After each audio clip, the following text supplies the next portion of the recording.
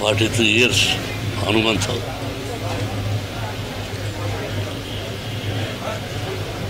ఆయన అప్పుడప్పుడు ఫోన్ చేసి మాట్లాడేవాడిని, పర్సనల్గా వచ్చి కలిసేవాడిని. కలిసినప్పుడల్లా ఎన్నో మంచి విషయాలు చెప్పి ఎలా ఉండాలి ఈ సొసైటీ, నేను ప్రజల మనిషిని, ప్రజల కోసమే బతుకుతున్నాను,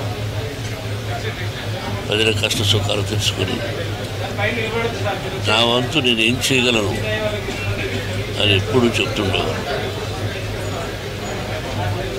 నేను ఎప్పుడు కలిసినా దాదాపు 2 గంటల వరకు నన్ను కదలించేవారు కదా ఆయన. రండి, నేను ఎప్పుడైనా చనిపోతే నా సమాధి ఉంది చూద్దురు అనేవారు.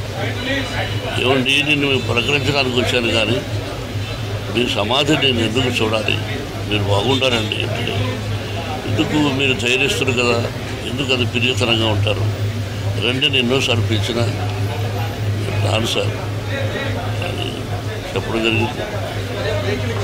ఆయన లోటు మా కుటుంబానికి కాదు, యావత్ ప్రపంచానికి తీరని లోటు.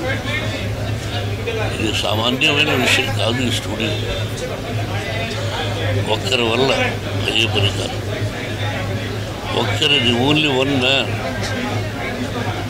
ప్రపంచంలో చాలా గొప్ప వ్యక్తిగా పేరు సంపాదించారు. ఆయన ఎక్కడున్నా ఆయనకు మనశ్శాంతి, కుటుంబానికి మనశ్శాంతి, ఆయనకు ఆత్మశాంతి జరగాలని భగవంతుడు కోరుకుంటున్నాను. గ్రేట్ మ్యాన్, పత్రికా రంగంలో రారాజు, అలాగే స్టూడియో అధినేతగా కూడా రారాజు. సరే,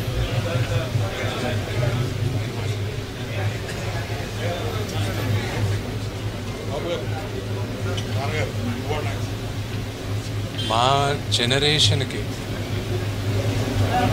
మేమందరం చిన్నపిల్లలు, పెద్ద పెద్ద నటీనటుల ముందు మాకు ఒక లెజెండ్, మా ముందు జనరేషన్ కూడా, మా ముందు తరానికి కూడా ఒక మహానుభావుడిని అందరూ చెప్పే వ్యక్తి రామోజీరావు గారు. మేమందరం ఎంతో నేర్చుకున్నాం. ఆయన వేసిన బాట ఇంకా ఎన్నో జనరేషన్స్ కూడా అది పాటిస్తూ ఉంటారు. ఈరోజు రామోజీరావు గారు పోయిన దానికి ఆ లోటు ఒక తెలుగు రాష్ట్రానికే కాదు, యావత్ భారతదేశం గర్వించదగ్గ ఒక మీడియా బ్యారక్, ఒక వండర్ఫుల్ హ్యూమన్ బీని మనం అందరం కోల్పోయాం. మా మొత్తం తెలుగు ఫిలిం ఇండస్ట్రీ అంతా మేమందరం ఒక మహానుభావుని కోల్పోయాం.